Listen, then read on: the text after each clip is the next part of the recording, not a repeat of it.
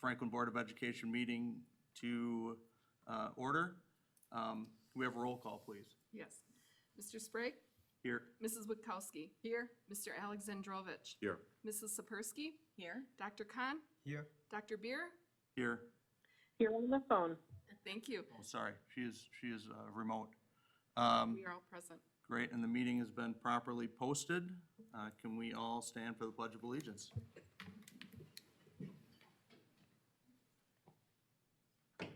Pledge allegiance to the flag of the United States of America and to the republic for which it stands, one nation, under God, indivisible, with liberty and justice for all.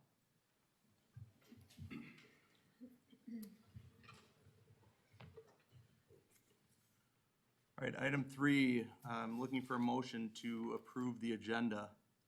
So moved. Second. Motion has been made and seconded. All in favor? Aye. Opposed?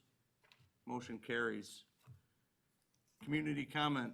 Participants under this agenda item must limit their statements to 3 minutes with maximum of 15 minutes for any and all comment.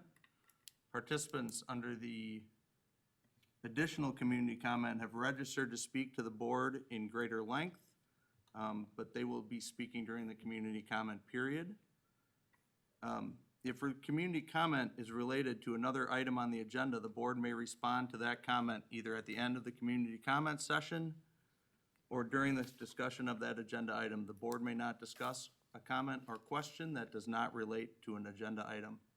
All reports, comments, and questions are welcome. However, personal criticism and/or derogatory remarks directed at individuals or employees of the district are out of order, will not be tolerated, and will end the individual's community comment. Do we have any community comment? Please.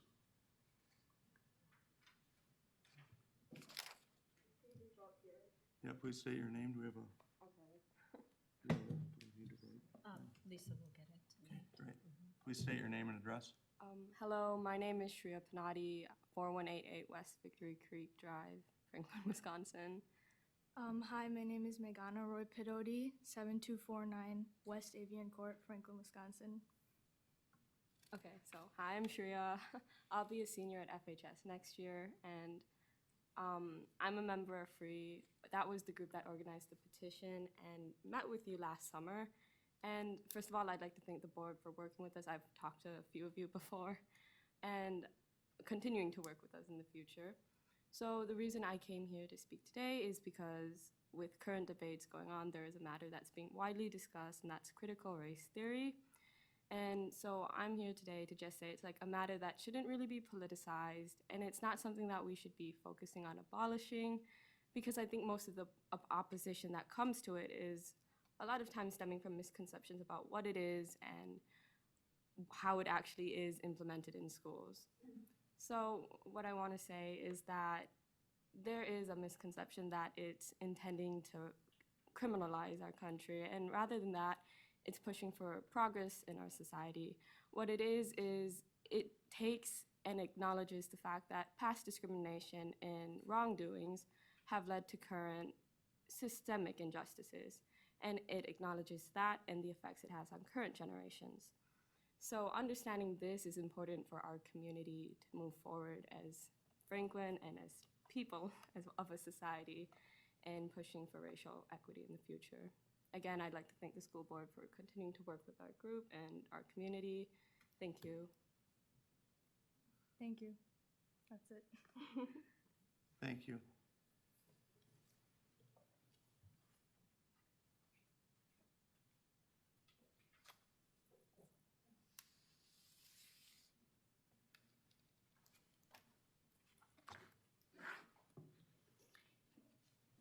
Hello, my name is Cheryl Turzis. I live at 3501 West Thorncrest Drive, and it's really great to see all your faces. The last couple of meetings, I haven't been able to do that, so it's great.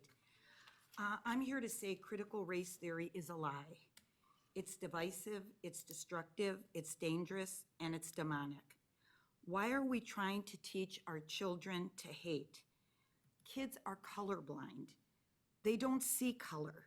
So why are we making a point to keep this in front of them? We are putting labels on kids. We are telling them they are oppressed, they're victims. How is this a good idea? Why are we putting a problem where there is none? Why? Because it's an agenda to divide. It's indoctrination. And the agenda is to create Marxist social justice warriors, to hate our country and our history, to create a culture of leftism and equity. Equity is poison. We should not be judging people by the color of their skin, but who they are and their character. What critical race theory is telling people of color is they're oppressed. They are victims. They cannot succeed. How sad is this? There is one race, the human race. Color is irrelevant. God created us all equal. Critical race theory is not advancing the beautiful, beautiful dream of Martin Luther King. Equity is not about equality of opportunity. It is about equal outcomes, which is fundamental to a Marxist political ideology. Critical race theory is denying critical thinking. It is taking away individualism. Newsflash, no, we don't all think alike, but that's okay. If critical race theory is so great, why are parents across this great nation, Blacks, Asians, Latinos, and whites, fighting this poison? They are fighting it because it's wrong. Teachers should stick to teaching English, math, science, history, and not promoting division. Our time would be better served telling our kids we live in the most tolerant and most generous nation on the face of the earth. And if this isn't why, so why are people coming from all other countries crossing our borders to get in? I just saw a 9-year-old facing the school board. I don't remember what state it was. Maybe it was Virginia. She was 9 years old. She had so much wisdom. And I just want to end with what she said with her ending. Courage is contagious, so we must be courageous. Thank you.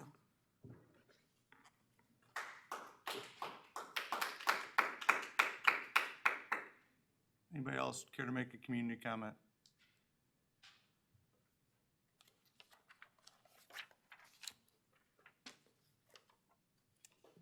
Michelle Winky, 3676 West Central Avenue.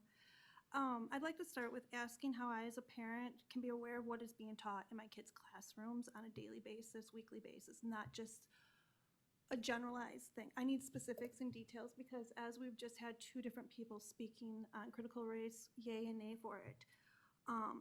This past year, many red flags have emerged regarding FPS pushing our children to become social justice warriors.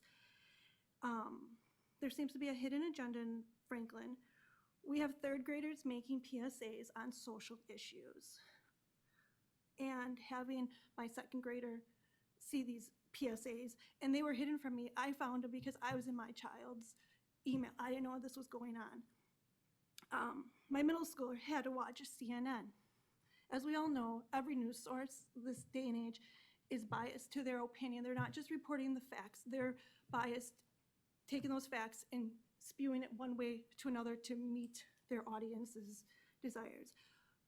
I'm okay if my student is watching CNN as long as they're watching something and maybe comparing how our news stations are taking one thing and coming up with two different opinions or narratives on this story or event. But that wasn't the case. My kid had to watch CNN, he said, at least 10 times in 6th grade. We don't even watch the news at home because I like to keep my kids as long as possible. Sorry, I went off. We have the students from the free program, and I'm glad you guys are here, who, when I watch the Saber Roar, are trying to implement social justice books into the criteria. So I took a look at one of the books that was recommended, Dear Martin, and I pulled it up last night and I read about halfway through it. It started in the beginning with I believe, a 17-year-old African-American boy helping his girlfriend who was drunk, or ex-girlfriend, they were on and off. And a cop comes, and it doesn't tell you what the cop said. All of a sudden, this boy is just smashed up against the police, or the car, and the officer's like, did you hear your rights? Do you understand your rights? And he goes, wow. In his head, he's thinking, because it's a narrative, I don't know, maybe because I have blood in my mouth, I don't know. He doesn't remember his rights being spewed to him. So then it goes on, a little graphic and details on about him and his girlfriend and stuff like that. But it was a one-sided narrative that I could have probably pulled up any leftist news station and seen every word come from somebody reporting that. And this was recommended by a teacher. I thought, honestly, I'm gonna be honest, I'm intrigued on where this book is going, but I'm an adult who has my values, my morals, and my way of thinking set in stone, whereas my children are they're at the point where they're learning, they're engaging in things, and if 8 hours a day they are being fed one-sided narratives, that's what they're gonna lean to. And me as a parent, I don't agree with that. I agree with being exposed to everything and make your own point, but when you are led in one direction, that's where you're gonna end up 99% of the time.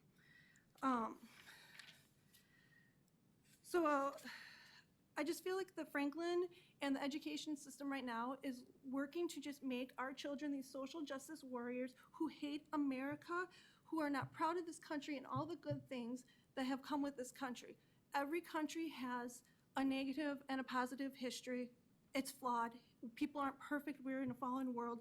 That's what it is. But to take and have our kids think that our country is so systematically racist and full of hatred, and that nobody, if you are not white, can move up the ladders is just unacceptable in my mind.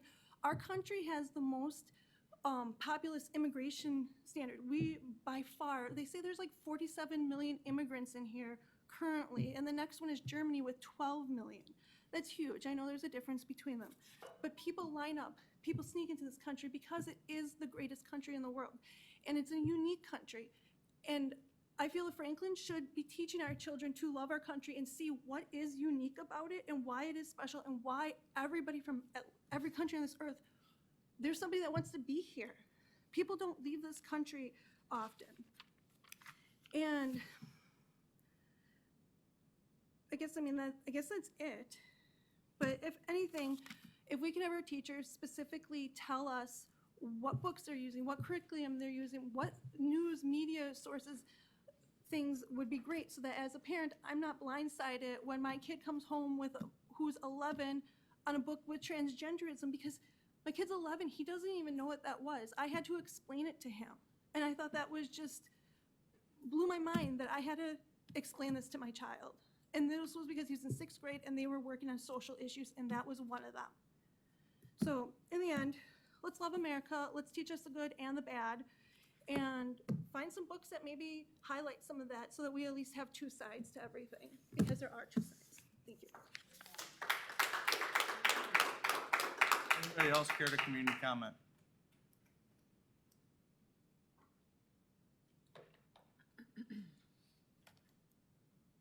My name is Mary Yank, 5731 West Cascade. First of all, I'd like to thank Dr. Miller and the board for a wonderful graduation. I know this was pulled together probably to a certain extent last minute, and you'd never have known it.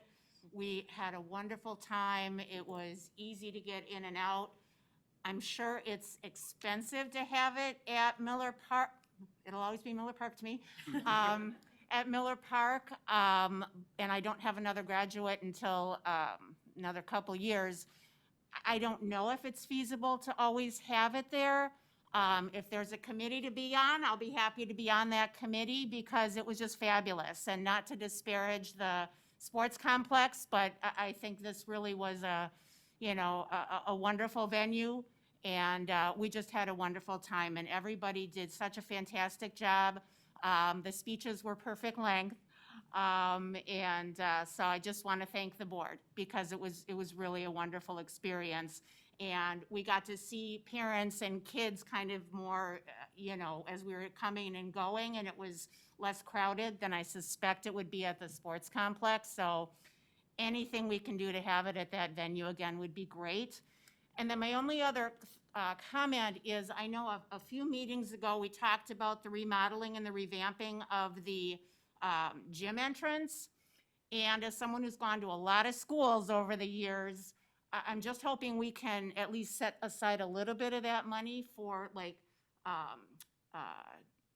lighting, as far as where you're going, signage, maybe even at night, like having neon signage or things posted to make it really clear.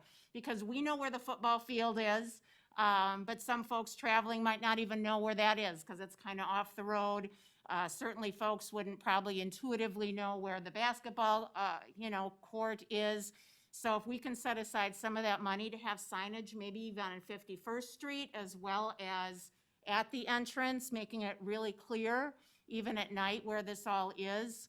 That was just one of the thoughts I took away after I heard that a few weeks ago. So thank you again. The graduation was fantastic. Thank you so much.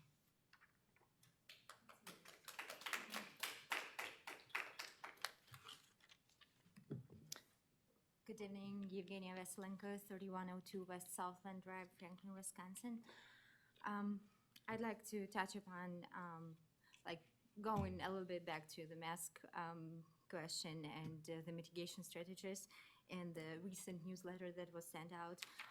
It was good news for the Franklin Public School District. I think a lot of parents were happy to see that masks are finally going optional and they truly have their recommended status now. As it should have been, I would say, according to the law. But as parents are happy to move on with mask optional school year. However, not all of the parents, and it's understandable, we have all different opinions. I think that we still need to get a little bit more information on how these decisions are made and what are the facts that are backing up these decisions. We are told in newsletters that things are looking up or looking down, and this is kind of a ready decision or a conclusion made for us. I would personally prefer to see there more information and being able to evaluate it ourselves and to make the best decision for our kids.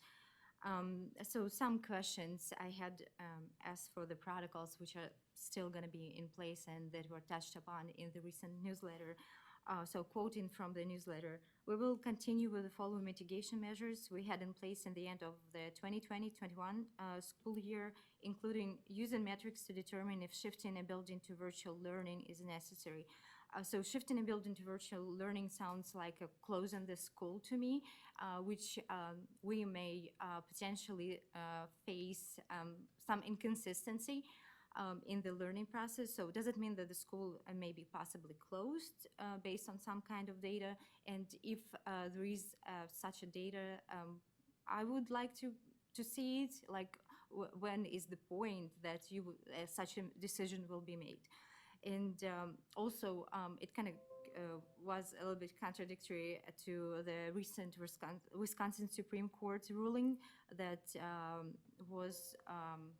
that said that the local health departments do not have the authority to close schools due to emergencies like coronavirus pandemic. So I personally took this shifting as a closing of school, which now goes against the law that was ruled. Then the next point was contact tracing to support the Franklin Health Department in quarantining students who have not been vaccinated. The first question I had is how are you going to know who is vaccinated or not? Will this information be widely shareable now? And who will have access to such information about the vaccination status of children? Because I think this information should stay private and prevent any organization or any member of the staff of Franklin Public Schools from dividing the children or discriminating based on their vaccination status. So I think this information should stay private.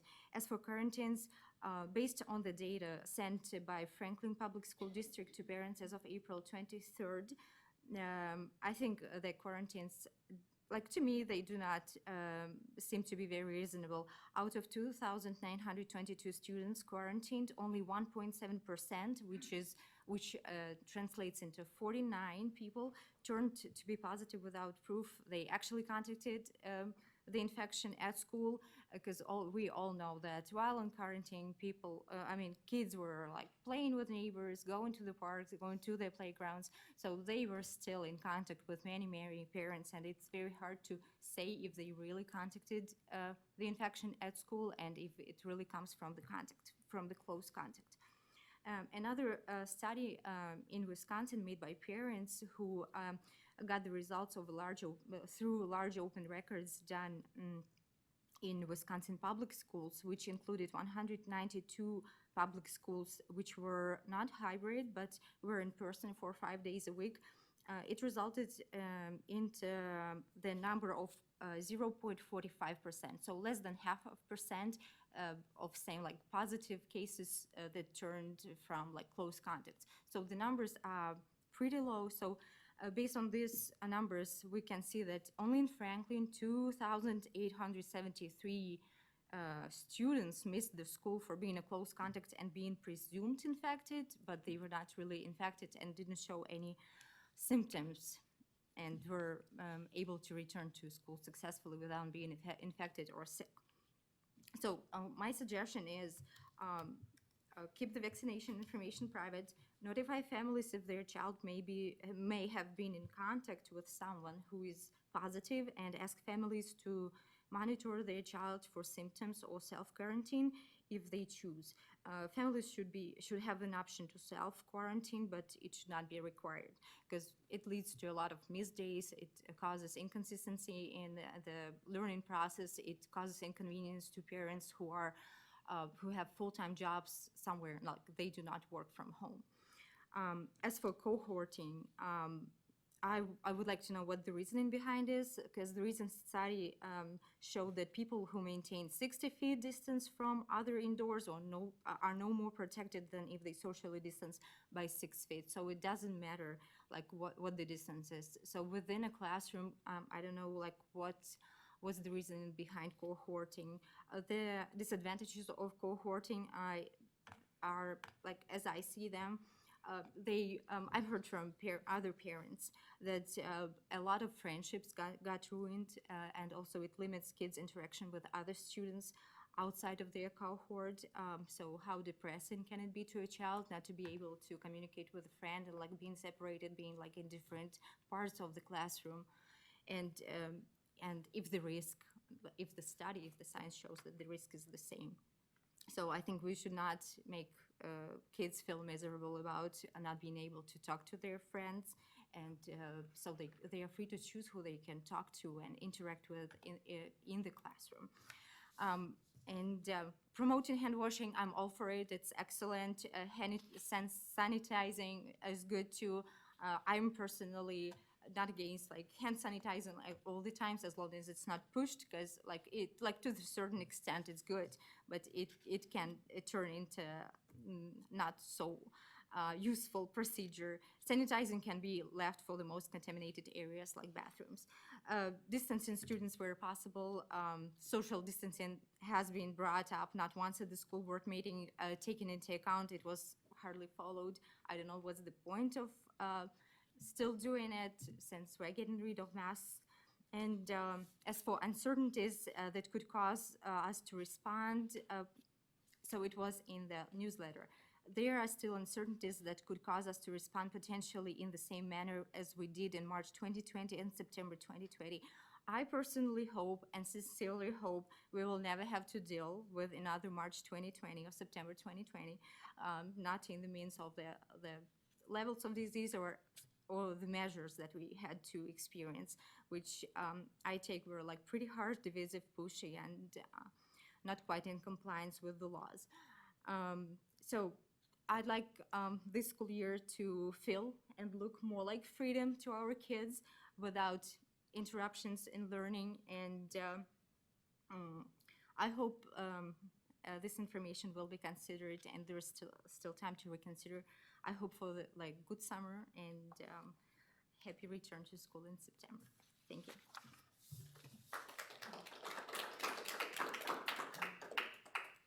else care to make a community comment?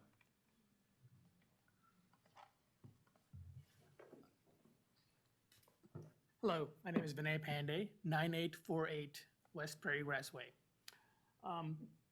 So I apologize that we were a little late, so we missed the Pledge of Allegiance. Yes, and in my time here, I've had a chance to say it about 20 or 30 times, so I can't say it like other people can. I have to think about it. But I believe some of the words in there are one nation, under God, indivisible, with liberty and justice for all. And it's a privilege here to talk to you about what I'm going to talk about, which is critical race theory.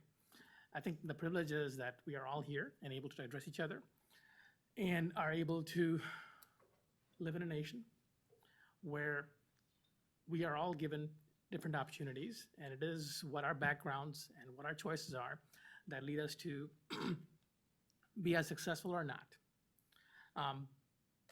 My background is what it is, and I somehow managed to come here and be fairly successful. I've had difficulties as other people have had, and they were able to overcome them. I was able to overcome them. There are choices that I made that were choices that I would not wish him to make ever again. But I got through them. So what I do is spend my time making sure that he doesn't make bad choices, because it's very important to me that I teach my son how to be a good American. And if we are going to push a theory, which is a belief system of certain people who have their own thought processes, I wish for you to also push what it means to say the Pledge of Allegiance. One nation, indivisible, with liberty and justice for all. That's what we stand for. I'm not going to make any speeches about what MLK said, but go look at what he said. Go read about it. We are all given equal opportunity in this place. There's no need to talk about people here by saying, you were privileged and you have certain things and somehow that makes you racist. It does not. You're only racist if you choose to be. That's an individual choice. So I can't judge you, and please don't judge me. And please don't teach my son to judge other people. That's all I ask. One of the great things about the virtual course that we went through last year, we were worried about the ins and outs, the uncertainties. That's what we were worried about. So it's great to be able to not worry about the uncertainties and know that every day it's going to be the exact same, which is he's going to go to school, sit on a computer, take classes, and we can go through it. One of the side benefits we didn't really fully appreciate was that we had a very strong view into how he was learning. We knew where he was struggling, and we knew where he was slacking off, and we knew where he was excelling. And what that did was it gave my wife a second, third job. Besides her primary work, she was also, of course, a great partner to me, but then she was also a part-time teacher. In the sense, she was able to keep her work going and also focus on where he was struggling and go point at those areas and spend hours with him to make sure that he was an excellent student. So he did a really good job, and she did a great job. The reason we were able to do that was we were able to follow in the classes, hear the materials, and at times find the links to what was being published, what was being taught. I am old school.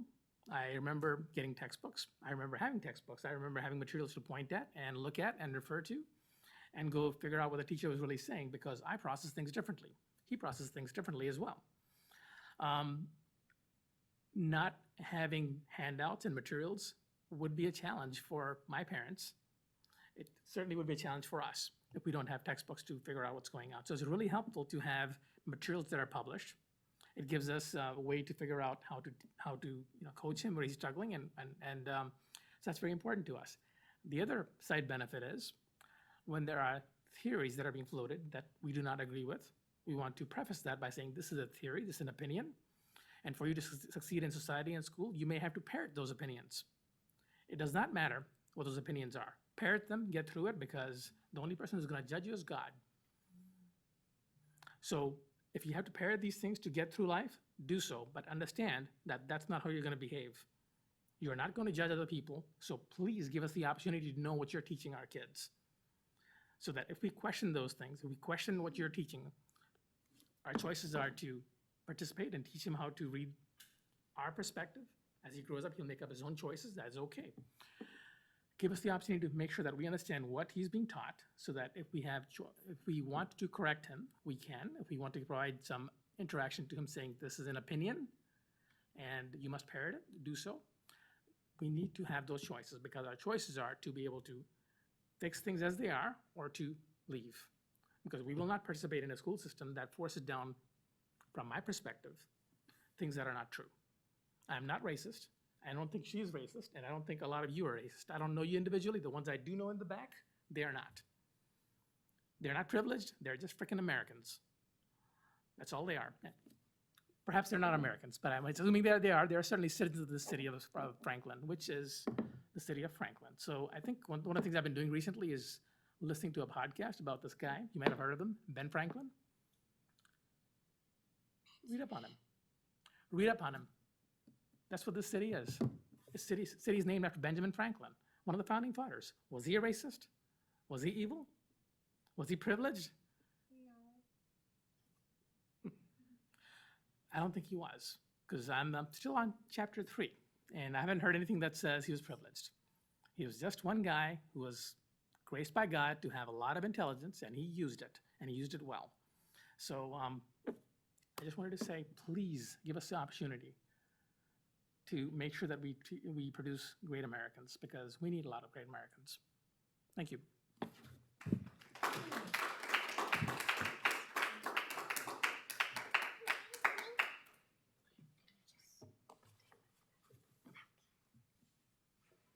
Lori Panday, 9848 West Progress Way. I hate this speaking. But anyways, nothing bad, but yeah.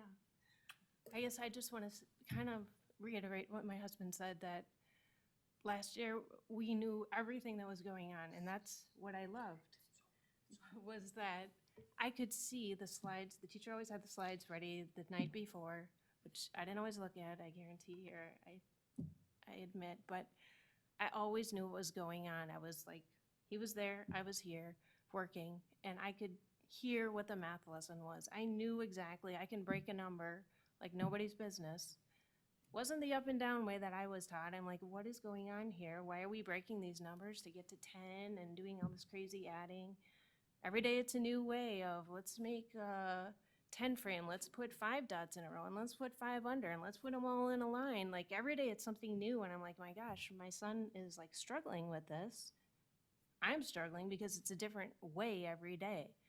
But the great news was that I could listen to these lessons and I knew what the method was. Otherwise, I think there were students that was not happening for. The teacher told me, yeah, I'm getting some math exit tickets turned in that they're doing the up and down method, the old school way, right, that everybody knows, parents know.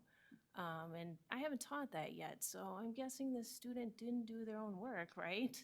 So what he's referring to is, I think, the math textbook. It's really hard to follow. I was even struggling. How do I subtract from 20? I have no idea. Like in breaking these numbers, I don't know how to do this because I don't remember the method. It's different than adding and breaking a number. There's a different way to do it. Some of this probably doesn't make any sense because you guys don't know what I'm talking about. But the point is that it would be nice to have some kind of reference to go back to, like, how do I do this? There really isn't. These math books are, like he said, really hard to follow. This is Common Core math that I know was recently switched to Common Core, but even I struggled. What is this? So I had to kind of keep my examples of how in the world did I do this. So every night when we do math problems, like I can refer back to this and I know what I'm doing. He knows what he's doing, but it's really hard to follow. I guess that's one of my thoughts. The other that I'm seeing of, he is in summer school, so thank you so much that he's not wearing the mask. He is there, and little challenge to get in there the first day, but we're in. So I guess what I'm realizing is I knew everything that was going on. I was like part of the classroom. I was like a partner teacher of, like he said, we work on stuff all the time, and I could say, you know, Evan, for writing, how could you make this a little better, you know, because the teacher could normally walk around, right, in the classroom and say, hey, you know, I don't see too much on your paper today, or you didn't get that, or whatever, and kind of help the students. So at home, I tried to fulfill that role. maybe not the best, because sometimes I'm busy too. I'm working and trying to do this job. So, I don't know, what's my point? My point, More materials? yeah, is more materials, but also I'm realizing with going into school now for summer school, which is just for fun, but I'm realizing I don't know what's going on at all in the classroom. I have no idea. Like, what did you do today, Evan? I don't know. I don't remember. Like, I just picked you up, right? What happened? I don't know, you know. And sometimes things come out, you know, I did this, or we went outside, or, you know, okay, we colored these countries. I get a worksheet back, so I'm like, okay, he colored countries today because he's in around the world. Great. But I don't know what's happening, and it's really difficult for me. I'm struggling I liked the transparency. I liked knowing, like he said, I could click on the math lesson, going to Eureka Math, and we could watch the lesson. So I would know if there were problems. And I don't know if that's going to continue. I think even our teacher, I said, will they have that in the future? And she said, I don't know if that's just for this year because it was virtual and to help people out, they could click on these links. But personally, I loved that. And I don't know, I'm guessing normal in-person students, you know, would come home with their worksheets every day. I don't really know because we weren't in the school, in the Franklin school system in kindergarten. So I don't exactly know, but I'm guessing that's how it works. So I would kind of know, but it'd be nice to have these links and every day know exactly what was taught, because I am worried about what is he learning that I don't want him to learn about. The first parent that was talking about a topic, I don't even want to bring it up because I know I'm going to get a question about it tonight of what is that. I don't really want to explain it to a 7-year-old. I don't think that is reasonable. So I want to know, what is he learning? I want to be an involved parent, and I want to help him get the best education that he can. And I know another parent that said, yeah, I really like the transparency. I really like knowing what's happening. So if that can somehow be incorporated into the new school year of, you know, teachers send something, I don't know how it could work. I guess I haven't thought through that, but, you know, what the tools are and how you communicate with teachers, what kind of thing they have, seesaw, or I don't know what they all are, but I guess that's a thought of letting parents know and having the option to go click on these things. I guess I just don't want him to be learning things. There was one day that something came up. It was from a Franklin High School student, and some study, or she'd written a book about harming animals, and I was like, oh my gosh, I was in a meeting, I was like, you know, not really listening, and then all of a sudden I'm like, what is going on? Like, this is too much, you know, and I know she was doing it for this student, so I'm not blaming the teacher, but that's just an example of a topic I think is maybe like, we don't really maybe need to go there in first grade of, it's getting a little graphic and like, this might be too much. So it's things like that we could just say, hey, you know, you don't want to do this? Don't listen, or whatever, you know. In the classroom, you don't really have that option of, I know in other states, they're saying, okay, well, you don't like this curriculum, you have another option. But I think you're still going to be in the same room, so you're still going to be hearing these things. It's not like they're going to send you off to some, you know, isolated room where you're not going to hear it. You're still going to hear, you're bad, or this side is right. So please teach all sides so that students can make up their minds. Thank you. Thank you.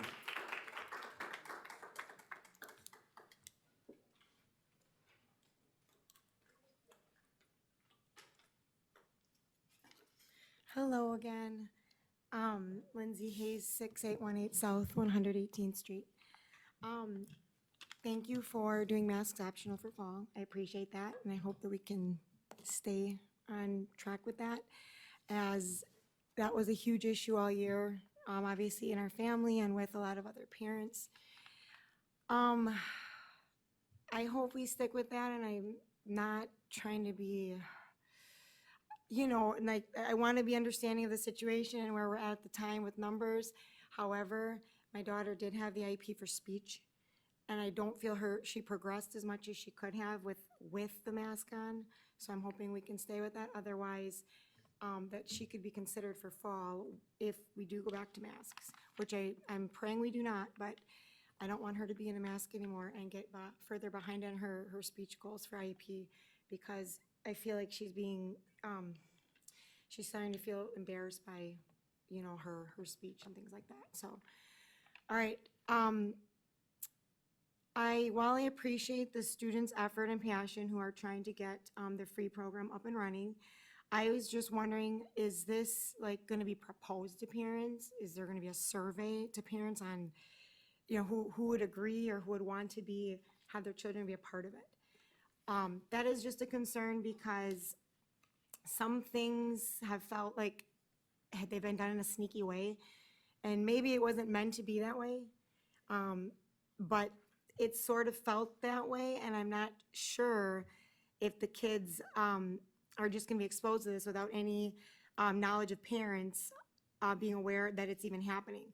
So I'm wondering if there's going to be a survey sent out to parents about this potential program, and I guess I'm not even certain if it's going to be a piece of the curriculum or if it's going to be an extracurricular program or how it's going to be run, but that maybe parents could be aware, given a choice, if they would want their student to be a part of it or not, almost like a permission slip, like a consent form, if they could be a part of it or not, and then parents could opt out and maybe have like, I don't know, 2 different classes.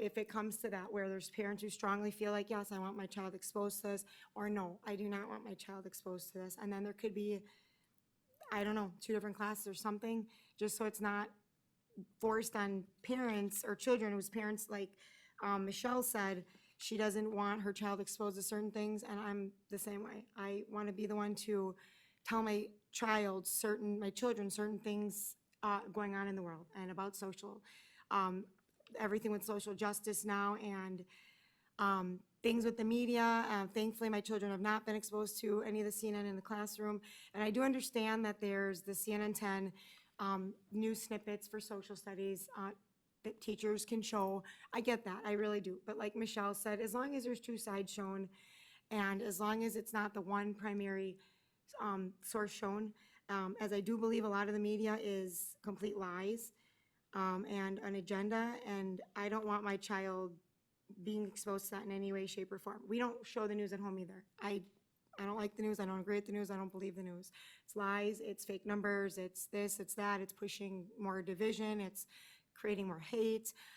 It's just creating everybody in this country to get all razzled up and choose sides. And I feel like with this critical race theory, or this program free, as we're not calling it that, we're calling it a different name, I just feel that's going to be a continuation of what's happening in the world. And I don't think the kids need to be choosing sides at this point, I mean, or even being exposed to that. I just feel it's dangerous, extreme, teaching children to identify each other based on race and turn each other on one another. And I was at the playground today with my children, and there was other children. There was, you know, obviously men are Caucasian, and there was some African-American children there. They're playing, they're having a really good time. And I would hate for that to not, to be a thing. I mean, I don't want it to go there. My children are way too young. I don't want them to be programmed and meant to think that they can't, you know, that, oh, my kids are the enemy. You know, we have whatever, like, that was said that we have, oh my gosh, sorry, drawing a blank, but that we're better than them because we are white. I can't even think of the words now. But I don't want that to be a thing. So if you could give parents, if it is going to be a program or a curriculum piece, if you can give parents an option to a survey to vote on and say, yes, I'd love my child to be a part of this and expose this, you know, we agree. Otherwise, if you can let people opt out, that would be amazing as well. My next topic, this was something that happened a couple weeks, maybe 3-4 weeks ago. I was just, and I don't have a child in high school, but word gets back, you know, with parents. And I was a little surprised in the Saber Roar, the video, that the vaccine was pushed to the students. If their parents want to get a vaccine or talk to the children about a vaccine, that's totally fine. That's everybody's, you know, own prerogative. But when it's put in a announcement to children on a video by their peers, which everyone wants to fit in high school, I know I did, you see it on the video and you're like, oh, cool. You know, there's my classmates and they're telling me that in order to get back to normal and do our own, get back to normal and do our own things that we love, like, hanging out after school, which a lot of people did anyway, kids did anyway during this whole thing, but, or you can do this, you can play sports, you can go on this team, you can, just, I feel it was sort of crossing the line. I shouldn't say sort of, I feel it was completely crossing the line to tell impressionable students that if they want to do their fun things that they do as a teenager, which teenagers should be having fun and not worrying about all this drama in the world, that they have to make a choice to get a shot. I mean, I was appalled. And then to hear that a biology teacher from the high school, I mean, I saw the video, it was posted somewhere, but to see that a biology teacher from the high school was debunking myths. I mean, did she help create the vaccines? Was she there when this was all like going down in the lab or however it came about? I mean, that was really kind of scary to me because I just feel like kids are in school to learn the subjects. I mean, they're not there to give medical advice, medical advice. No one's a doctor at the school. No one should be telling, the children do this, do that as far as medically. So it was a little shocking to me, and I'm thankful that my children are not in high school and didn't see it, because once again, whether you get the vaccine or not, it should be the parents' choice. So sort of just piggybacking on all of them, if you could just give parents options, let parents know exactly what's happening. Because when it came back to me, I was like, oh my gosh, that's kind of crazy. I mean, I don't know. Just to think again before, things are put out, just consider these things. So, all right. I just want to say thank you for your time.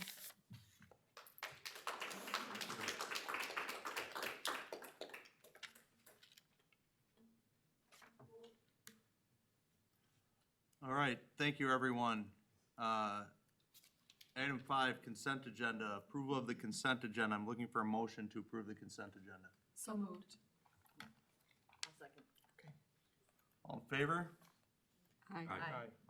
Aye. Opposed? Motion carries. Announcements by school board members. Any announcements?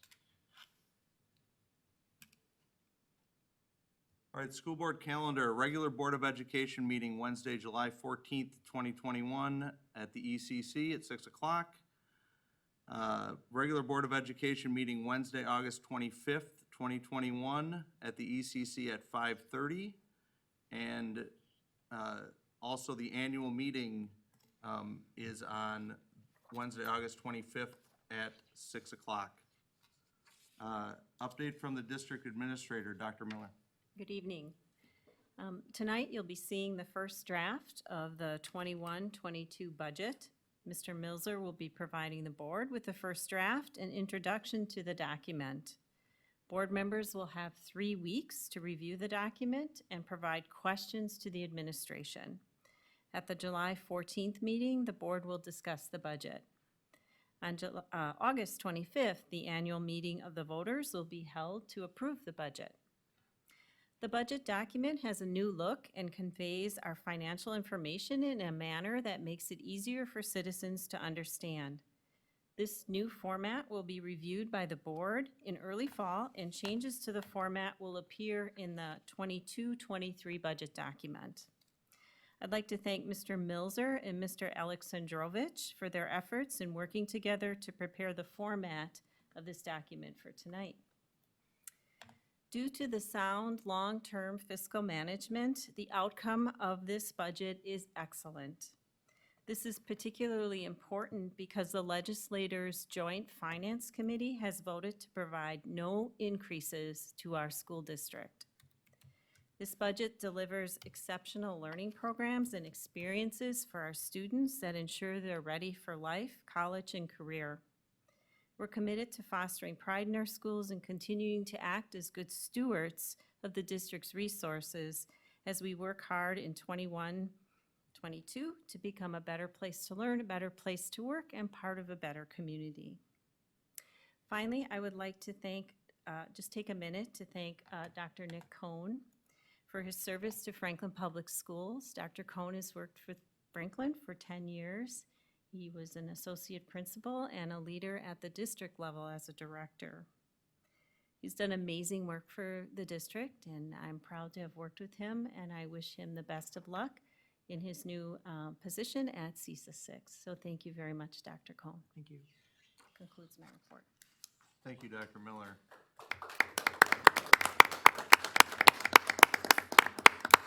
And thank you, Dr. Cole. Item 9, reports, presentations, and other school board business. CISA contract for 21-22. Dr. Miller, please. So annually, we contract with CISA for some services for the students of our school district that in many ways would be very difficult for us to provide.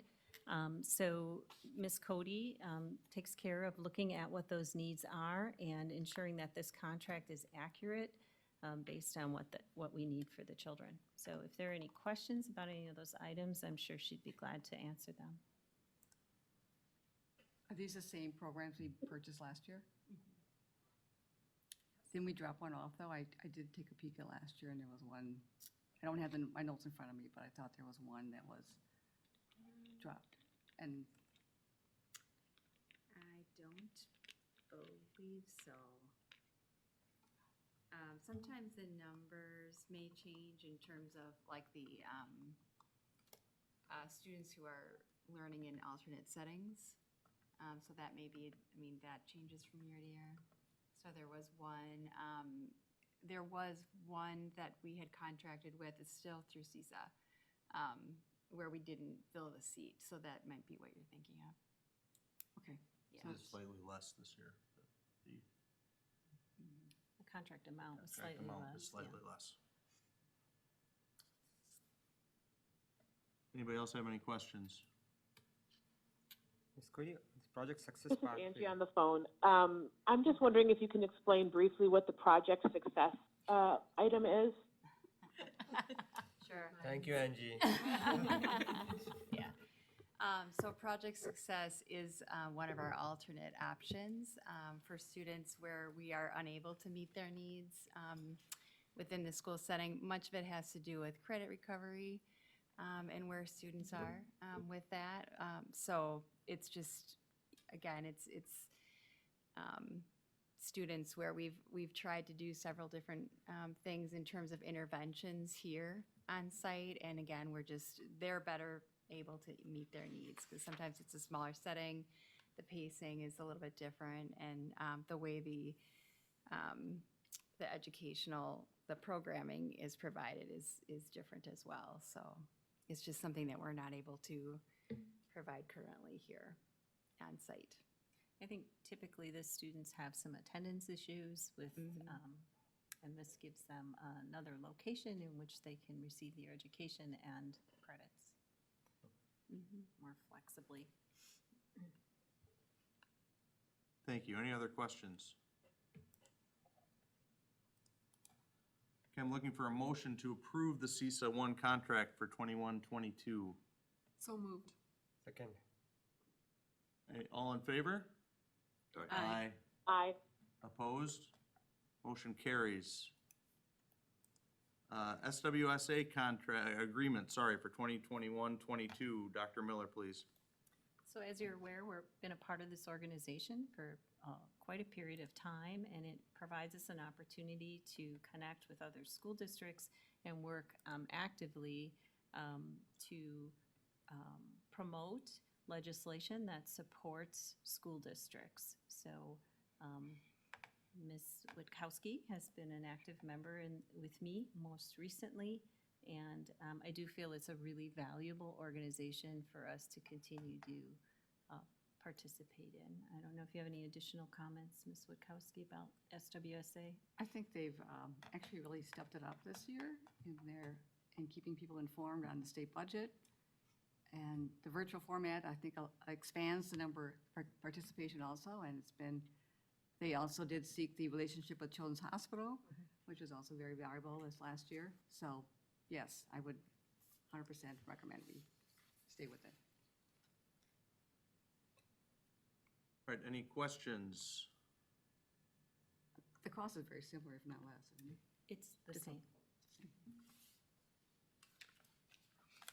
I'm looking for a motion to approve the SWSA agreement for 21-22. So moved. Second. All right, any discussion? All in favor? Aye. Aye. Opposed? Motion carries.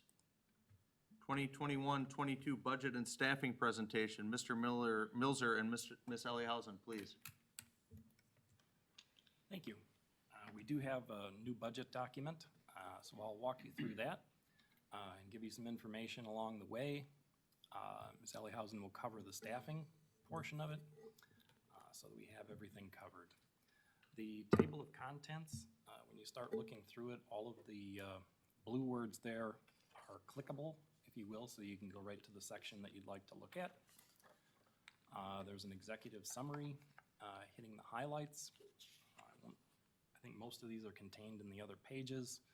I guess I would just say that the piece that we don't know is the state budget. As Ms. Witkowski mentioned, it really hasn't been enacted yet. The Joint Finance Committee has passed their recommendation for what the budget would be, and it does not provide Franklin schools any additional funding for next year. When the state does have, I think, $4.4 billion in new money over the 2 years, and they do have the opportunity to provide some funding for schools as well as giving a tax decrease, which would certainly be welcome for everyone. But they seem to be looking at the federal aid that the district is receiving to pay for the COVID expenses that we've had. The 2020-21 school year, we had close to $2 million worth of expenses related to COVID, and we received about $1.75 million in aid. So we were still about $250,000 short on that. So it isn't a situation where this money is more than enough to cover our expenses for the next couple of years. We do need that influx of extra money, and when the legislators say that they're providing more money for education, $450 or $650 million for education, the way that works is that they would give us the money, which is more than they've given us in the past, but we aren't able to spend more money because they didn't increase our revenue limit. So it really just flows through that formula, and then we reduce property taxes because we're not able to use the money. And apparently they've put enough in there that we are able to get the federal aid, which is a good thing. So we'll be watching that closely to see where that comes out. In this current budget, it is not put together looking at the state providing any funding except 1.8% for special education, which in the joint finance proposal they don't provide for next year, they provide it for the year after.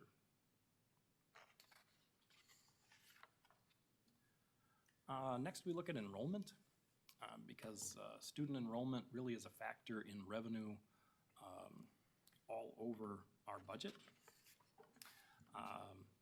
Due to COVID, we had more students that had left the district this past year under different programs. We're looking at 93 additional students leaving possibly because of our plan for fall. However, since we put that together, that estimate, we have come out with the online option from the third party, which may really bring that number down. And in 1920, we were up quite a bit. That was when we started the 4-year-old kindergarten program. Under open enrollment, again, we're looking at, we're showing 93 students additional going out of Franklin and keeping the number coming in stable. We've had over 400 students come into the district for the last 10 years, and going out, we've had in the mid-90s to mid-hundreds. So it's been a program that's provided revenue for us, about 1.7 million net to the district. So it is a good program for us, and it doesn't generally add additional cost because we're very careful about where we put the students in. And then staffing. Thank you, Jim. So I'll highlight the staffing section of the budget. As you know, the goal is to ensure our staffing plan not only follows board policy, but also helps drive our mission, our vision, and our values, and aligns with our coherence plan strategies. Staffing is very consuming for all of principals and administrators in the district. And as I've explained before, it has a really cyclical time frame in our industry, and that is now. So between the personnel updates that you see, where you see contracts coming on and resignations and retirements in the approval cycle, this is that time so that we're ready for the start of the school year. And this calendar just helps you see some of those key pieces that have to happen in order to ensure our staffing plan is meeting those factors we describe. Overall, we have thank you, Jim, I'm sorry. I'm scrolling here and it's not up there. Yeah, thank you. We'll get this right, yeah. It's very negligible. We're pretty much right where we are for this past year. But I don't want to mislead you. We had a lot of work to do because we had staff split, right, across all the virtual sections in different schools, students distributed differently, and we had to put the puzzle back together. And one of the key commitments that we were able to keep is that all of the virtual teachers went back to their home schools. So we really were able to reestablish those connections back to the schools they came from and get our class sizes to also be in line with the board policy that supports that. But when you look at the next factor of tables, you're going to see there are some modest adjustments in certain things because students make choices for courses in the secondary level. And so that certainly does drive different exploratory numbers. And then as we look at enrollment, which we do every fall, we watch those lower primary sections. We pay attention to class size at the elementary level, and you always have some adjustments between grade levels there. So looking at the elementary, where you saw in the enrollment number, the staffing levels here of 131, almost 132 FTE, they support those 2,000 children across for everything from 4K to 5th grade, and all 5 of our elementary schools. Very, again, minor changes in between some of the grade levels here. Certainly some of this is the virtual, right, impact back and forth, and also as you pay attention to class size policy, it adjusts at that 3rd through 5th grade level as opposed to the pre-K through 2nd grade level in terms of where we set our size limits. Overall, very modest adjustments, but probably the largest of the charts you'll see here in terms of it being reduced by 2 FTE. The thing I would remind us that happens typically over the summer is enrollments. We're still watching enrollments. We have move-ins and transfers that have occurred over the summer where we have certain class sizes that I monitor on a regular basis at certain schools that might, again, bubble up to where we would need to add FTE, and I would make you aware of that outside of this report. So there certainly are some of those areas that we're monitoring on a regular basis. We also know that kindergarten enrollments don't always happen until we get closer to the start of school, and that makes adjustments in the overall kindergarten staffing as well as the 4K staffing levels. When we move to the middle, very stable here. again, bringing in about 1,100 students into Forest Park using the house model. We have the 14 FTE at each grade level that you see there at the top, and then some changes in the exploratories that have been addressed as we've looked at numbers in particular areas like music, where we've had some of the reductions that you see, and then some of the other increases that, again, go with where children select for courses. Overall, we did add a special education teacher here based upon student needs as we look at the grade levels. And then at the high school, we have 1,500 students, large high school base. And so very stable staffing levels again across the core, some very moderate changes there in the exploratories. One of the ones that I would just highlight is that you see art is up in selection there, and so we've added an art teacher to the high school to bring that FTE up to 3 for those 1,500 students. And special education is very stable there, again, though we obviously make adjustments accordingly for student need. And then the last is the district-wide school support. There are really no changes here. Sometimes as we move through the years, we change titles or positions around, and so some of that just follows suit so that we keep in line there. But no FTE adjustments are made here. The summary for you just provides some of those things I just highlighted. So as I read to you, these would summarize them for you in our staffing levels. And I go back to the beginning where it's very negligible. We're seeing less than a 1.0 FTE difference between the 2 years at this point in time. From a staffing forecast, at this point in time, I would tell you, I would just remind you that we won't see final turnover numbers until the fall. Things are in motion from a cyclical standpoint, especially in the teaching world. The first chart just lays out for you our historical turnover. The 3-year history of where we've been is the one I'd pay the most attention to from what matters in the labor market. Even 2 years is probably a tighter look than anything further back. And in particular to our labor market, which we are in the most competitive market here in southeastern Wisconsin for movement and turnover. When you just kind of think about geographically where we sit and see the number of districts, right, that are within a 30 to 45 mile radius of us in terms of seeing that movement back and forth. So that is the labor market that makes sense for us to compare to.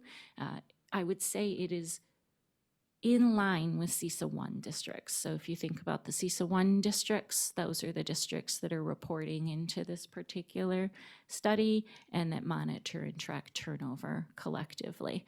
So our numbers are not out of line with that labor market as we look at where Franklin sits compared to those overall aggregate numbers. And again, I'd point out that this is voluntary turnover. And then as we close, we have about, at this point in time, 10 positions to fill yet. We are actively working on those positions, following the processes that we've set in place.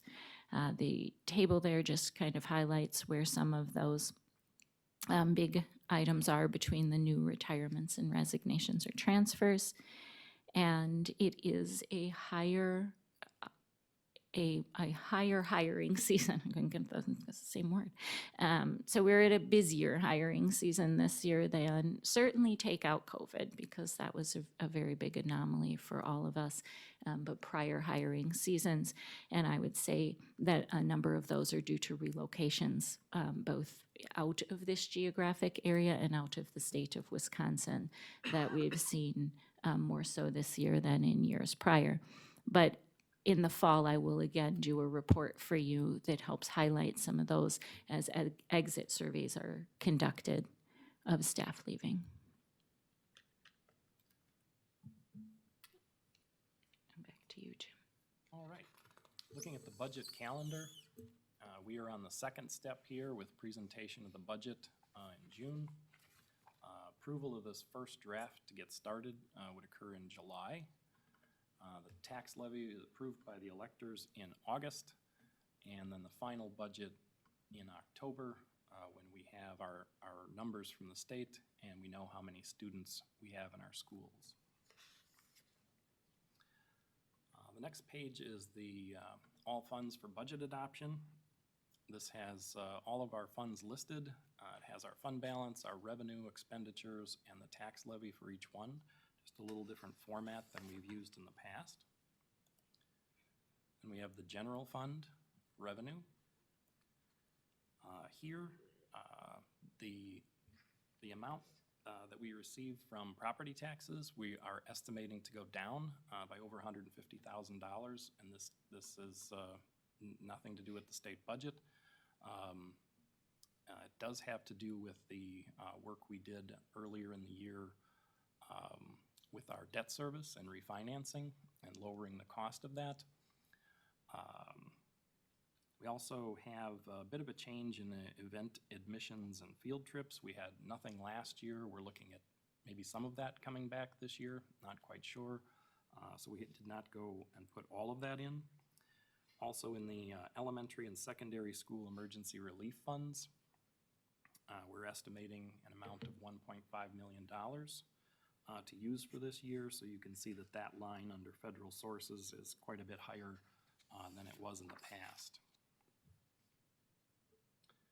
The next sheet goes over fund balance. Fund balance is remaining steady in this budget. And again, we do need the fund balance for cash flow purposes, first and foremost, because most of the district's money comes in the second half of the year. Our property taxes don't even start coming in until January, and then really through the spring. And our state aid comes in mainly in the spring, but some of it comes in as late as July. So we have to upfront all of that money in order to make it through the year. That's the main reason we need the fund balance, but it also helps to guard against expenses that come up. Something emergency happens, we're able to take care of it, as well as being able to earn some interest revenue, some years more than others. But then we're not paying interest for loans just to get through either. I'll let you read through some of these areas. There's just a few that I'll comment on. In general, as you look at these pages, there's an explanation for what each area is in a gray box underneath.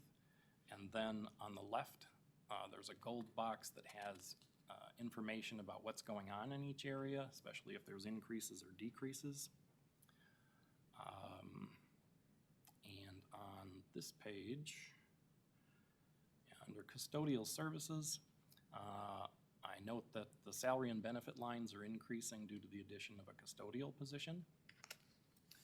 On the following page, the maintenance area increases due to a grounds position. We found that we're not able to keep up with the grounds, especially in the spring, now that baseball has moved to spring rather than summer. And there's a lot of work on the fields that need to be done. We just aren't able to keep up with it, as well as plowing. Under student transportation, we will be replacing our 7 small school buses this year. And in the human resources section, we are adding an additional position that has combined duties from HR and business to reduce the overload there.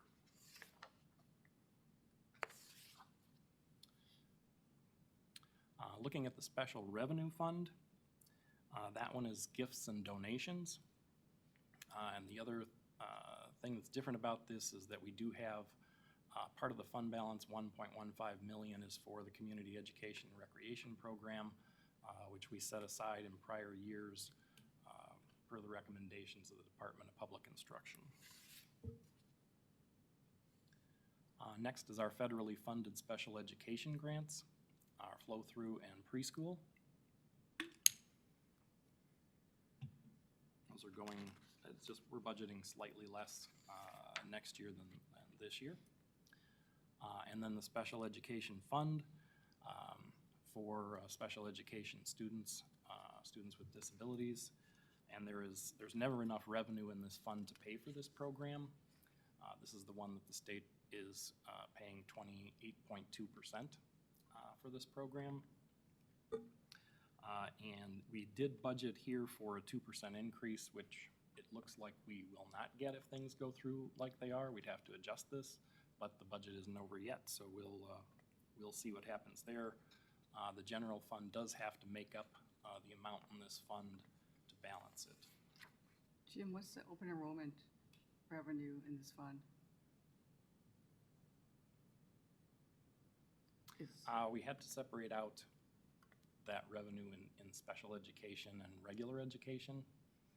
We haven't done that before, but we do receive both special education students, regular ed students, and then, so we're putting that amount in here to show that. Can you restate prior years?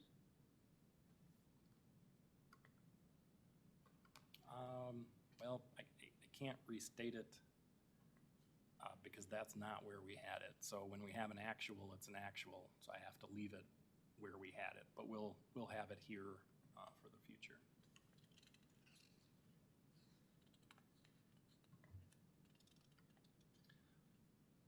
In debt service, this is our repayment of long-term debt. This is where I indicated we had refinanced $18.5 million worth of debt and ended up saving the taxpayers about $2.7 million in property taxes over the life of the bonds. We were rated by Moody's this year, received a AA2, which is a very strong rating.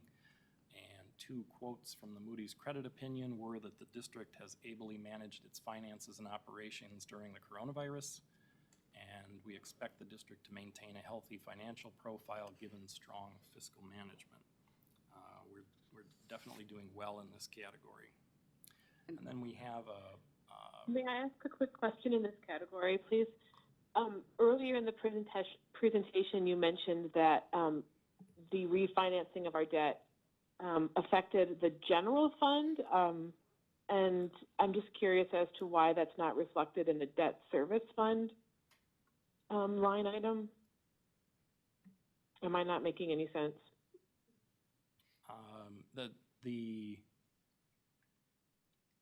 The amount of revenue is down $700,000 in the debt service fund for 21-22. So it affects the total tax levy. Okay.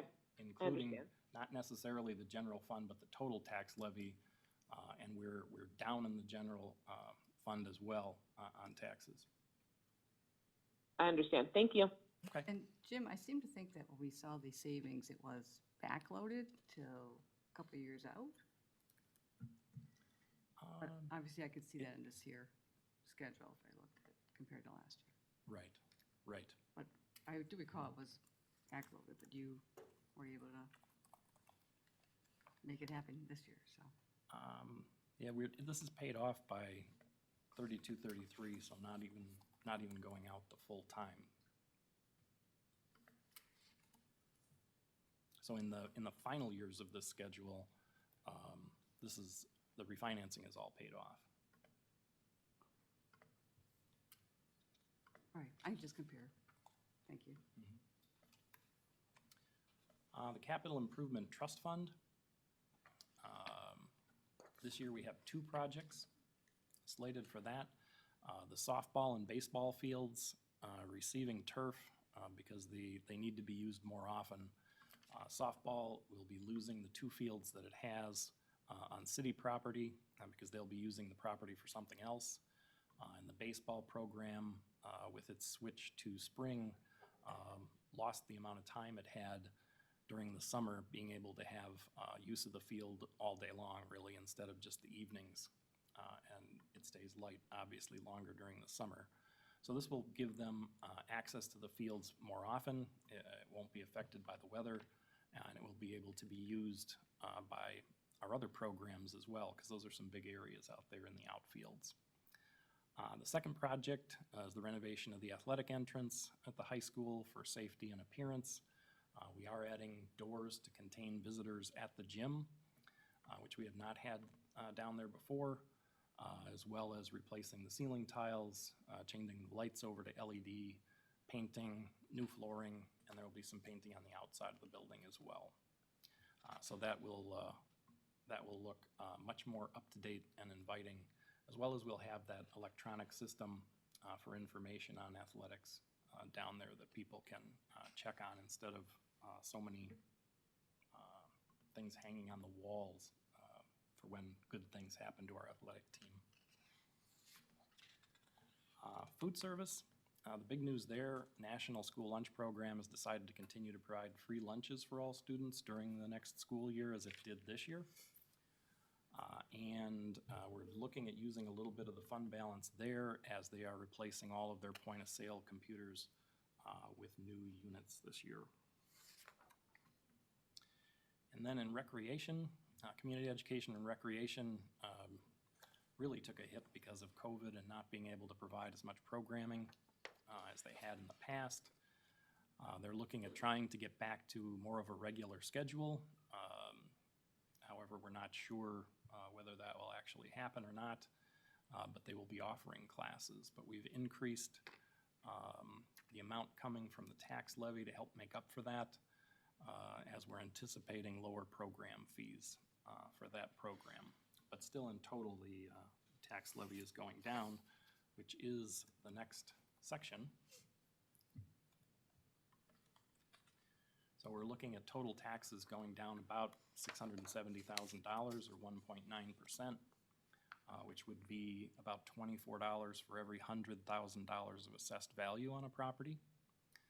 And you can see from the graphs that the tax levy has been relatively stable and that the tax rate has been dropping for the past several years.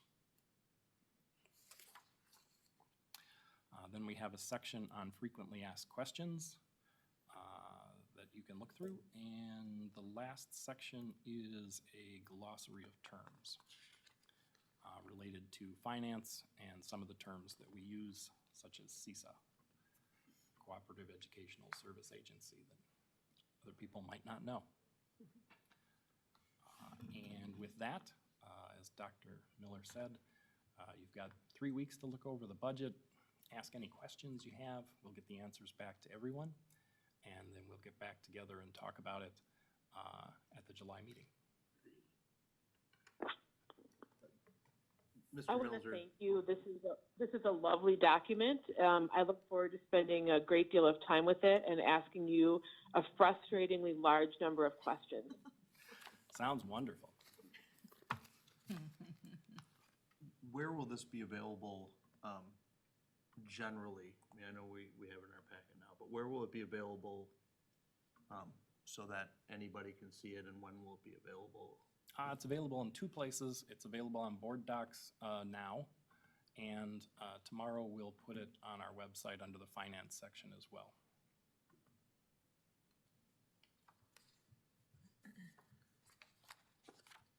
I wonder if when Mr. Kafka posts his summary of the meeting, he might include a link to it in that as well. It's a great idea.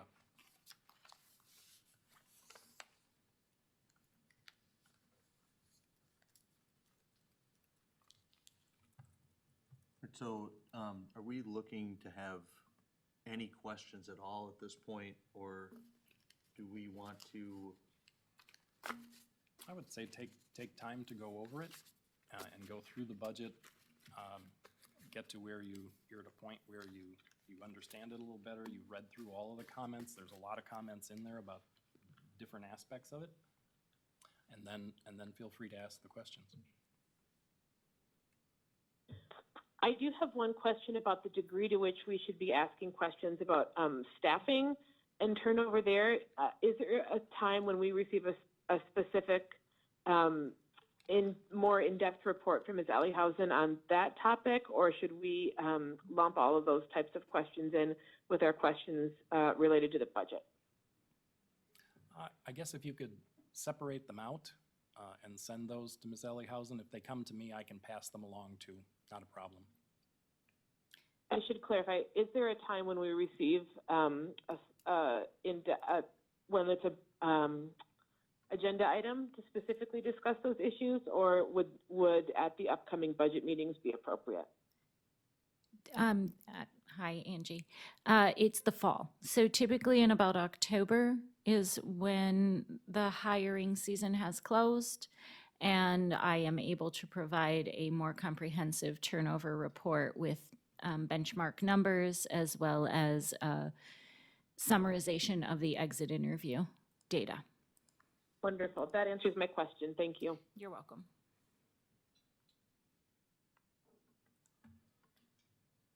All right, anything else for that?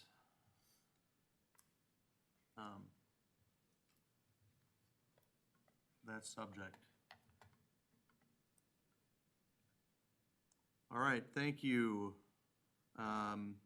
Payment to Fund 46, it's an action item, Mr. Milzer.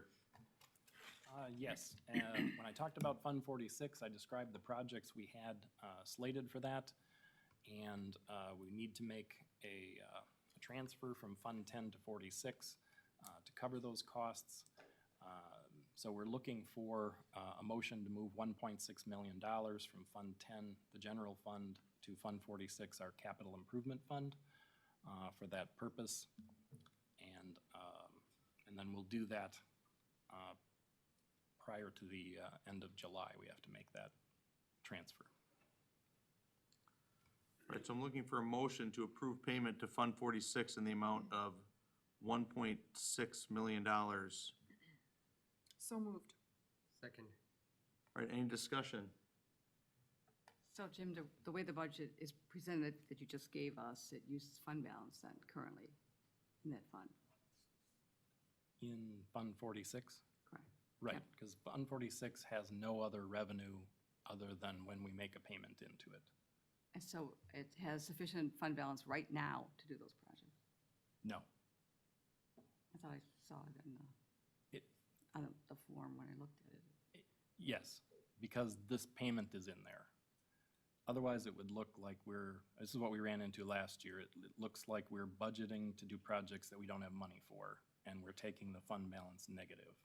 So I put the $1,600 into the 2021 column for Fund 46 to show that it was taking in some revenue so that it could pay for those projects.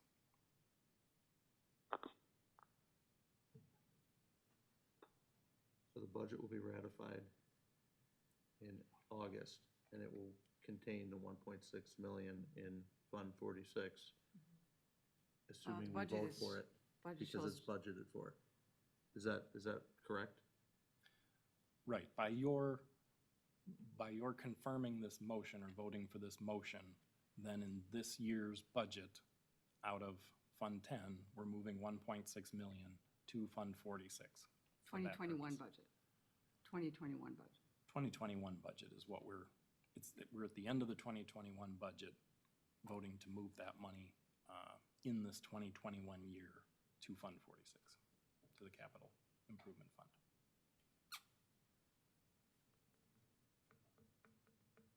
Could we move more?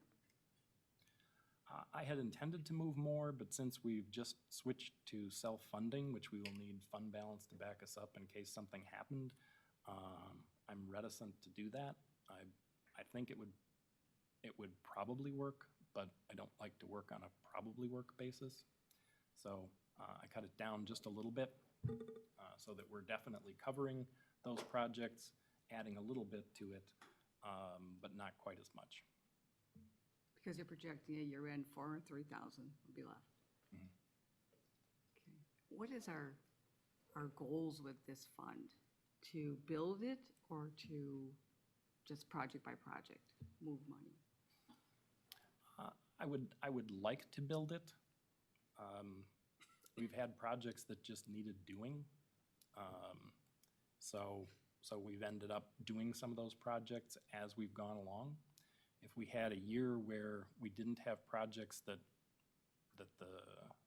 really needed to do them, then I think we could take a year and add to it, maybe without doing too many projects or not such large projects too. Because there are many large projects on the list, but we might not be doing them because we don't need them. Okay. I would really like to know what's all on that list, just to see what might be coming up in the future, and just sort of to get a sense of what type of cadence there's going to be for use of Fund 46 and what we're not funding. Is there a point in time at which we can anticipate sort of seeing that long-term capital improvement wish list? Yeah, I'll be updating that. Usually it's late in fall or December. We update that list for the future. So you would be able to see the updated list at that point, definitely. Thank you.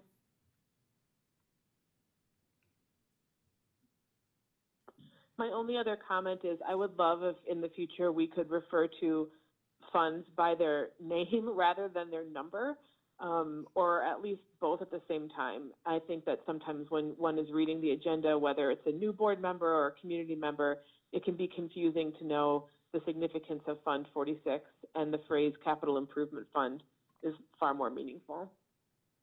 I would agree, and although it's not apparent, I have been trying to do that.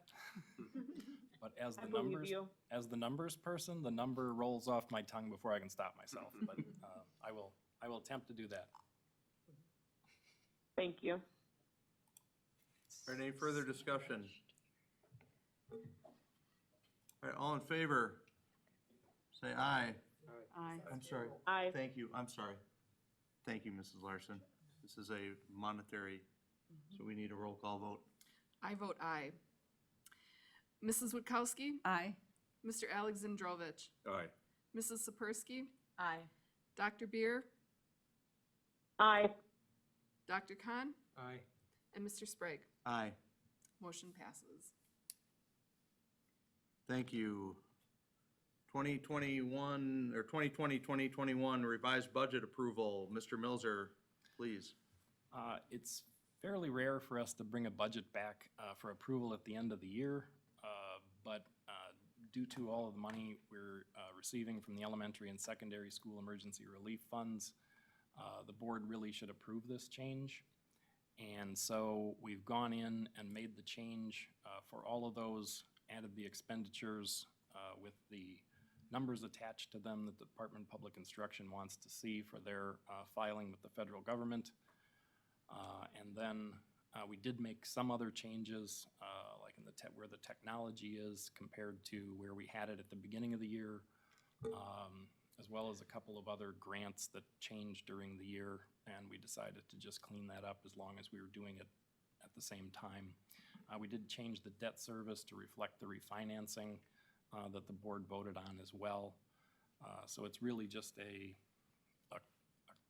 making sure the board knows that we're using these funds in the budget and cleaning some things up so that the budget matches the expenditures a little better in the grant areas especially. So we just need a motion to adopt the revised 2020-21 budget. Is this is basically a paper change, is that correct? Right.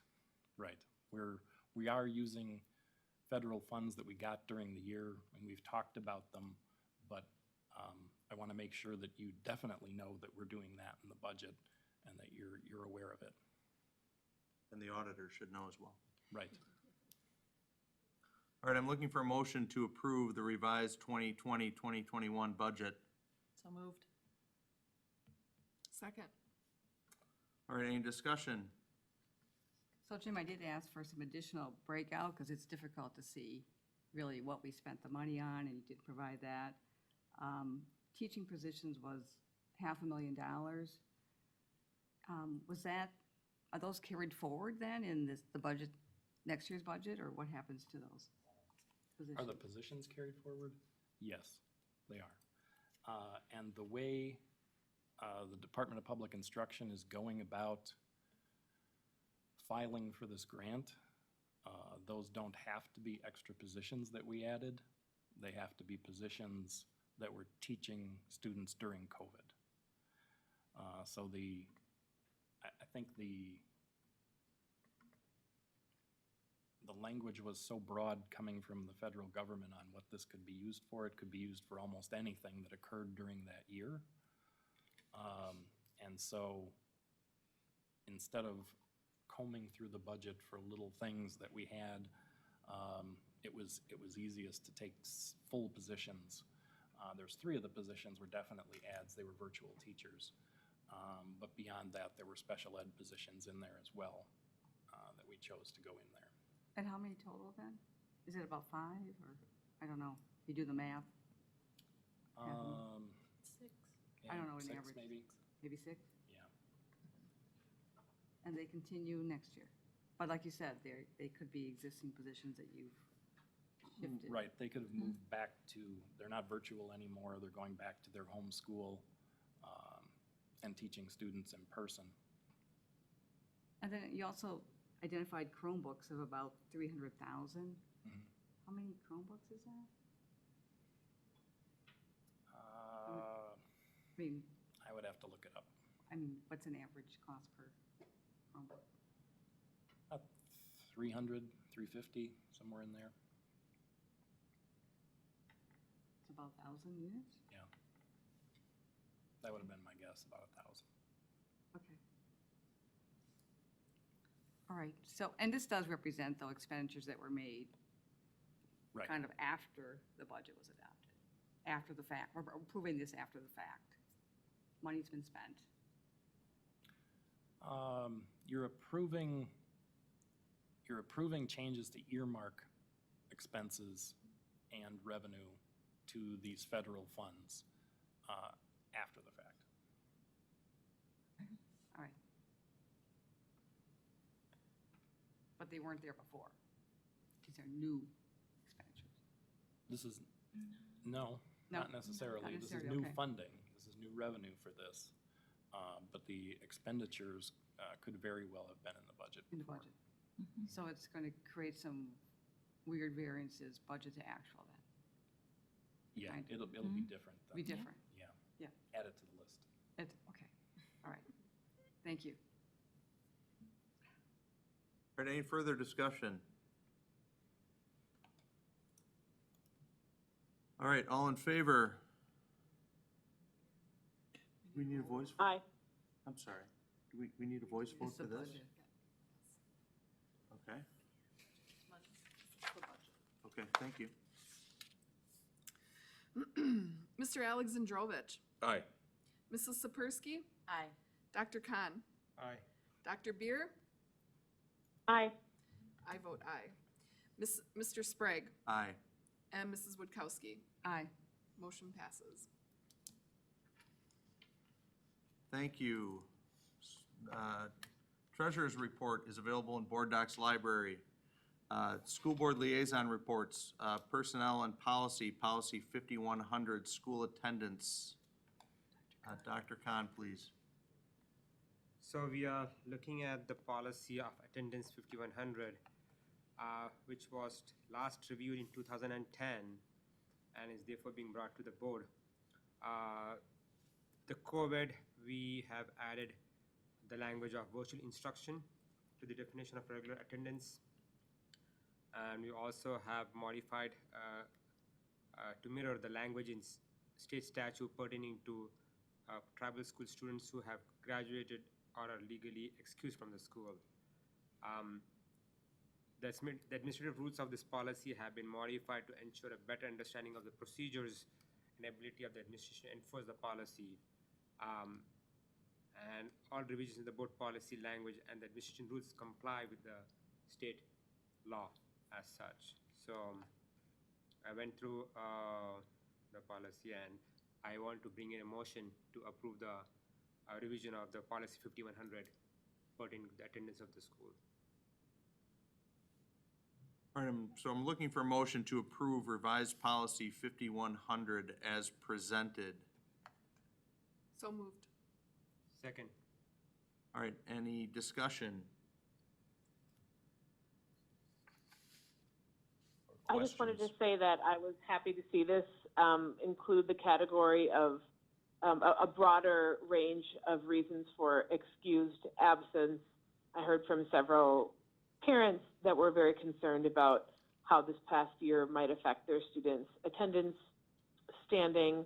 So I think this makes good sense. I'm wondering if there's a reason that we switched from putting the policy as it appeared before and then having it be green-lined or red-lined. Because there were so many changes, I think it would have been really hard to follow an edited version of the old policy. So there's occasions where I have to give you a whole new redraft. Super. Makes sense. Also, in section G, where it does talk about, like we're excusing kids for these different things. I know I did send you an email on that, Judy. Right. Can we just say that we delegate that to administration? Because this reads like we're doing everything. That is exact language from the statute, so we wouldn't, we're just complying with what the statute says. And frankly, there's a lot of statutes that indicate the school board does things that we actually do, and the administrators. So, it is And when I delegated read to the us. policy, oh, I'm sorry, I didn't realize you were still speaking. I'm done. Go ahead, Dr. Bear. I'm going to say, when I read the policy as it's presented, before we get into the administrative rules for school attendance, the fact that it outlines that these are rules and not policy seems to cover your concern, Mrs. Wachowski. Does it not? Well, reading between the lines, I guess. Yeah. The rules are the way that we operationalize the policy. And then those, of course, can change, but we must follow those statutes in implementing the rules. I didn't realize that the quotes meant that you're quoting state law. It's exact law. I don't know how I would know that you're quoting laws here, but now they understand that. All right, thank you. Any further discussion? All right, all in favor? Aye. Aye. Opposed? Motion carries. Board liaison reports. Please. I did attend virtually the SWSA meeting. I think Judy did also. We did have Children's Hospital on, and it was, I guess the encouraging thing is that the vaccine would be available for children soon. But it's good to hear that we're still talking to the medical community, and they're watching herd immunity closely also. And then we also went into state budget. Again, trying to keep the pressure on legislators to utilize our fantastic fiscal situation to do something positive for schools is really the goal. This is a very unique opportunity. We don't typically have available state funds to do anything. And I think there is a virtual press conference planned. South Milwaukee is spearheading that to kind of, again, keep the pressure on to do something big if they could. I guess from my standpoint, one thing I heard that was really particularly interesting is that I don't know if you're aware of this, but in the past, the state has studied the state formula, the aid formula that distributes this big amount of money to the schools, and it does different things to different schools. And largely, enrollment drives that, as well as equalized value. But essentially, it's kind of set a baseline, and you've moved from that baseline over the last, 20, 30 years.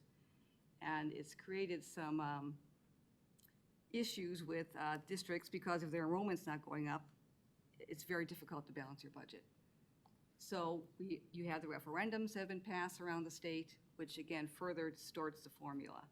And it's very difficult to change the formula because there's always winners and losers, and you'll get people lined up on both sides.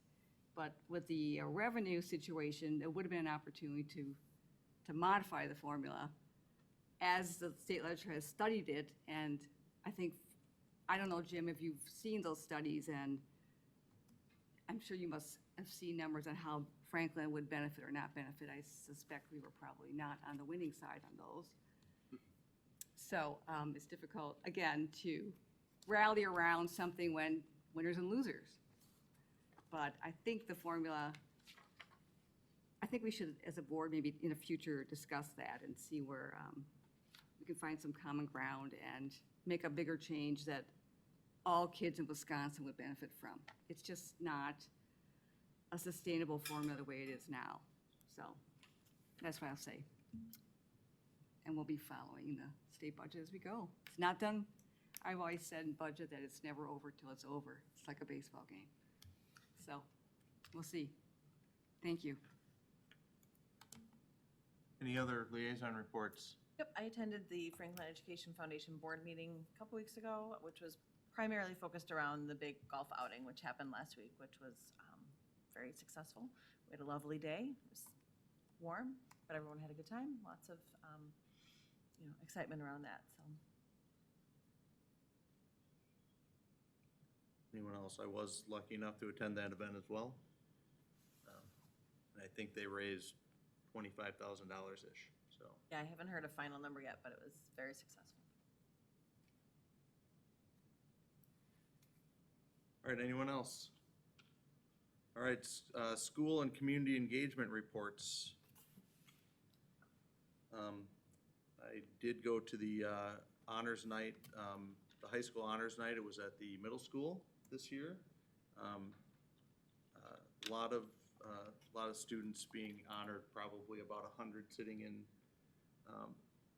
in that gym, and very interesting the way they all had slides of where they're going, what they're going to be studying, and just a lot of impressive young people. So it was an honor to be there, and obviously we were all at graduation.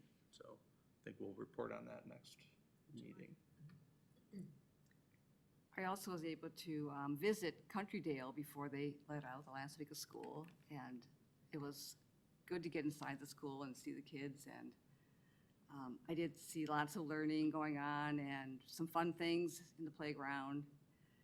It was interesting to see the building. Countrydale is kind of in one of our older buildings, so they do have some needs that I heard some of those over and over again, Jim, so we might be sharing those.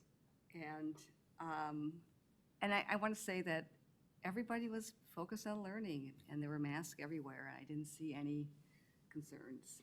So it was a great learning environment. I was happy to get inside and actually see it in action. Anyone else? Sorry, Yeah, I please, attended Mrs. the Persky. high school band concert that last week of school. They were able to have their first and only concert of the season with the high school band groups, and that was just, it was great to see, great to have the community there. The Saber Center was socially distanced but full, and it worked out really well with assigned seating and all that, and to have the students have that opportunity to actually perform for an audience, it was really meaningful for them and very meaningful for the audience as well. All right, thank you. Item 11, school board meeting debriefing. School board member comments. Does anybody have a comment? I'd like to ask a question of the board members, because I had a conversation with Jim about the budget presentation, and I really thought we were going to get more detailed breakout in the expenses for like a Fund 10. Did anybody else expect that also?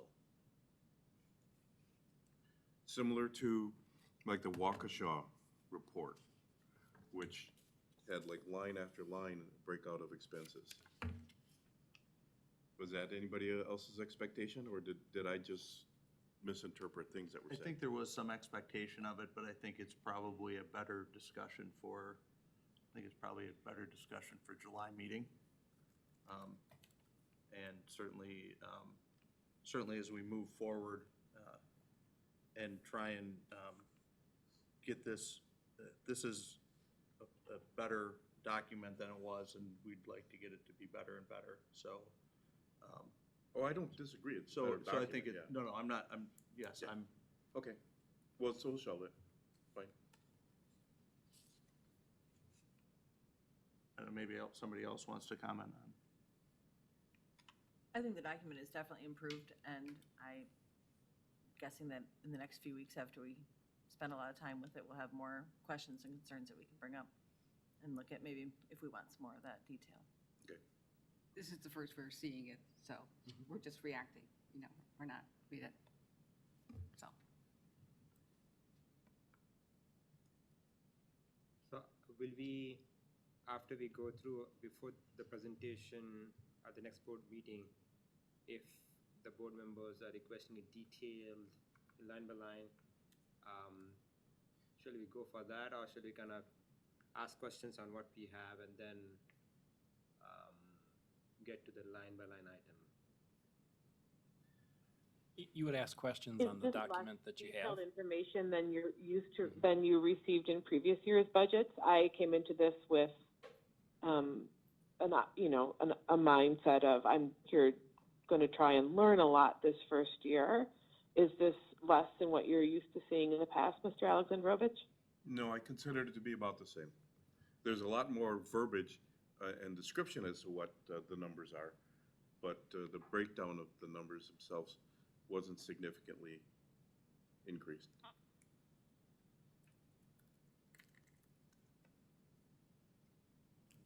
Do you want to answer Dr. Khan's question about I did. when he asked questions? Did you? I didn't hear it. I didn't hear the answer. So, I think as a new board member and, learning the process, the more detailed the information, is, the better it is to understand exactly where the money is allocated for and what is it allocated for. So, if we can try to replicate the Waukesha, kind of model where we have line by line exactly what it is, rather than just a fund and everything together, that will give a better understanding of the expenses, where they are going exactly. I'd be happy to talk to you about that. I think I would agree with Mr. Sprague that that's the discussion that we might want to have after you've had a chance to look at the budget. As Dr. Miller alluded to, there'll be a meeting where we'll talk about just the document itself and what changes we might like to see in it. But for this year, this is the document that you can look through. But especially as a first-year board member, I'd be happy to spend some time talking to you about it in particular, because this is broken down by programs that we offer and what the costs are for those kinds of programs. I'm just wondering, though, if it's possible to make some changes yet? This document is certainly more pulled together in terms of the program's description is right with the numbers. In the past, you were flipping back and forth. There's a change column, there's a percent column. But I think we could get just a little more breakdown within each program area that we asked for. Salaries, benefits, purchase services, capital, and equipment is just really not the description that we were looking for. And I think your reporting system would be able to pull some combinations quickly and reformat this or Are we having this discussion now? I'm just asking if we could do this discussion sooner rather than later, because we had asked for this back in January, and now you're saying we're not going to change it till next year. And we really were trying to work together to get to a point that we would have more information for this budget. I think we should have this discussion in July.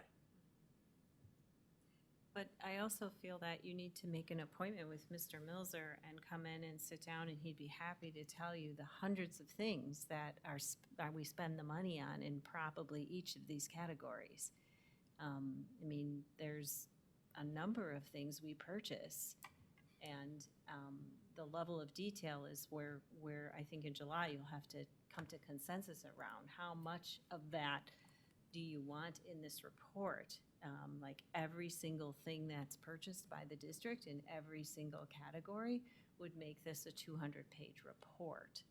I don't, you know, and it's the board's decision, but I think from now till July, I encourage you to come in and sit down with Dr. Milzer and say, okay, under purchase services where it's, you know, $3 million, tell me what's spent there, whatever the amounts are, instead of listing whatever it is that adds up to $3 million in a budget document. So that's just what I would encourage you to do at this point, and then the board can decide.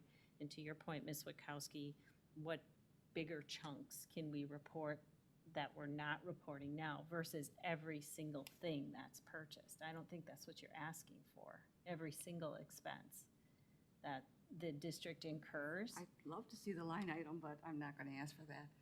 I know it exists. Because it's millions of dollars, so if you were to list everything that we spent money on. I'm that wondering if we could, you're suggesting that we each make an appointment with Jim. Yes. Why don't we have a small committee, just meet once with Jim? I think that each person should look at this budget and decide for themselves what information they need, and he's happy to meet with you. I don't think that that's a difficult thing. There's 7 of us, and it's only 3 weeks. Well, I think this is the first time we're seeing this document in the manner in which it's presented, and I would agree. I think we should take the time, the 3 weeks, to go through it, peruse it. You might be pleasantly surprised that you find some more information than you were actually expecting, and then have this discussion at the July meeting. It gives all of us, it gives the 7 of us time then to therefore decide if we really do in fact want that list, that lengthy list of information, and how much more information we're looking for. Maybe there's an area where there's less information that we're looking for, but I really think that it's not fair right now for us to say we want to change this when this is the first time we're seeing it. I think we need to take that time and really peruse it in the quiet of our own homes so you can really focus in on it.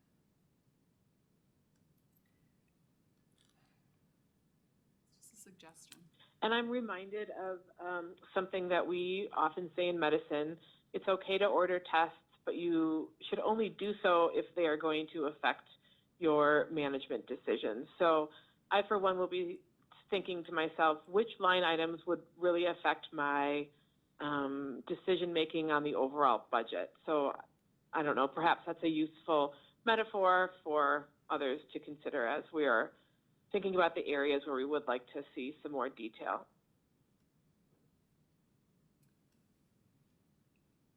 Okay, that's all I'll say. I will not say more. All right, any other comments, any other school member comments? Future agenda items, annual academic standards adoptions, budget draft approval for 2021-22, and also the policy review schedule for 21-22, the communication plan update, and the graduation update will all be in July. I believe the coherence plan will be in August.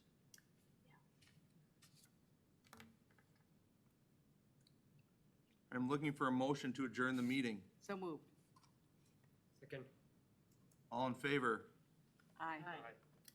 Opposed? Motion carries. The meeting is adjourned at 8 o'clock.